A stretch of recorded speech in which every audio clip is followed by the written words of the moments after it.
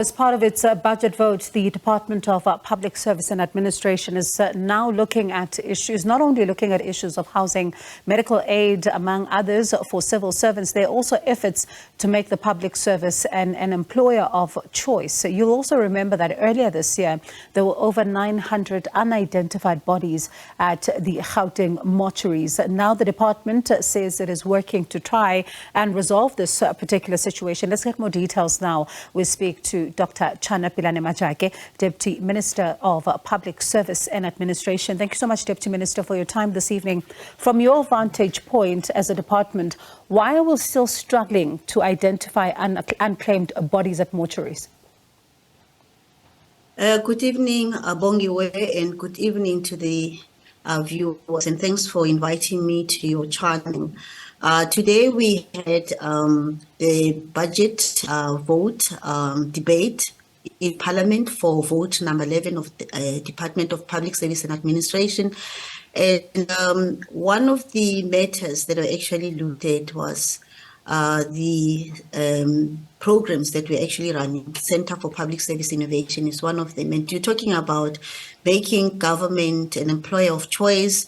It's also about the kind of provisions that we make for public servants, like the government employee housing scheme, like the government medical aid scheme, which is a scheme for just helping to ensure that there's enough access to health or quality health care for public servants. And with the government employee housing scheme is to actually promote access to housing by public servants. And then with the CPSI is the Center for Public Service Innovation, which is one of the programs that falls under the DPSA.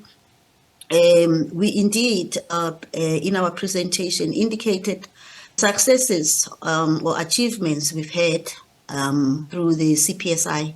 And one of the achievements, besides the many other ones, is that they have actually come up with a scanner that does biometrics on the deceased, because I think it was around 2021 where a need was actually identified. The MEC for Health in Gauteng did indicate that there were about 900 unidentified bodies in the government mortuaries. So this initiative was actually then brought about that actually manages to take the fingerprints through a scanner of the dead body in order for it to be verified through Home Affairs to actually assist to know who this the body that is actually lying there in the mortuary. So what was difficult in putting this in place before?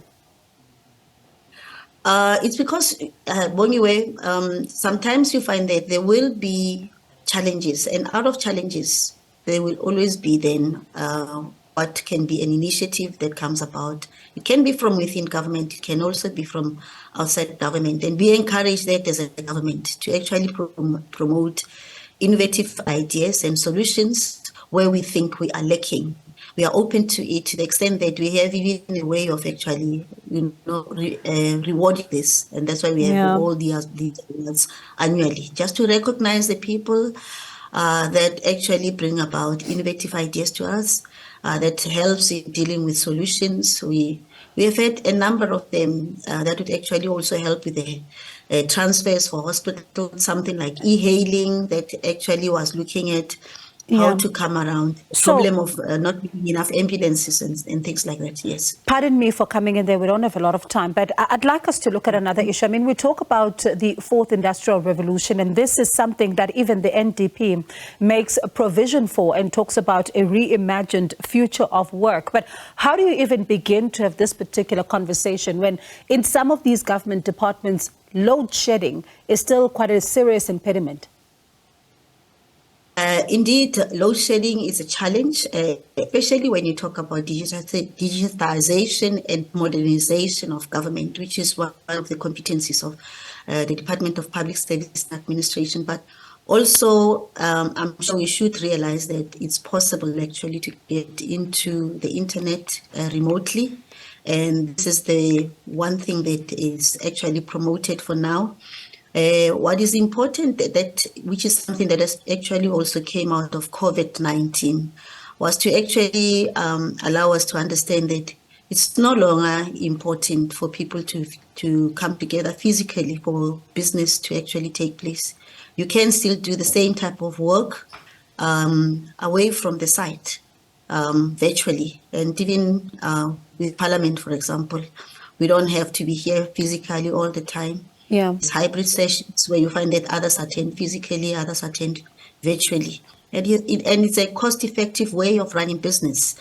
And this is why sometimes you'll actually hear that people who are now in property business are complaining because people no longer really need offices like it used to be before. We learned from COVID.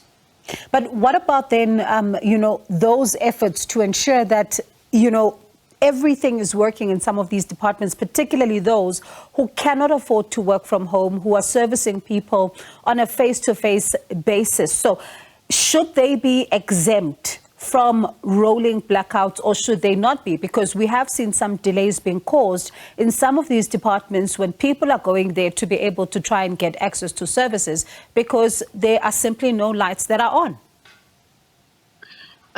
Indeed, the issue of load shedding is a challenge, but there are a number of ways of actually coming around it. And we know that in some instances, generators can actually be utilized. And I'm sure you know, we just had the protection that actually was demanding that government not load shed for schools and for hospitals, which is a matter that is being appealed now because of the fact that in terms of the arrangements that are within government, it might be something that might be impossible, but it's a matter that is still before the courts. Let's wait until we hear what the courts are saying.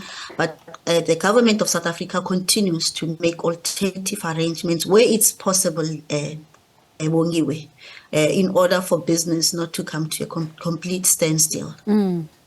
All right, Deputy Minister, I hope we do get to speak again because there's so many issues around the public service, to be spoken about, to think about some of, the wage negotiations at some point where we saw strikes. We also saw, some service delivery issues, corruption issues. So I do hope that you can make a stop one day in our studios. Do appreciate your time this evening. That is Dr. Chana Pilane-Majake, Deputy Minister of Public Service and Administration.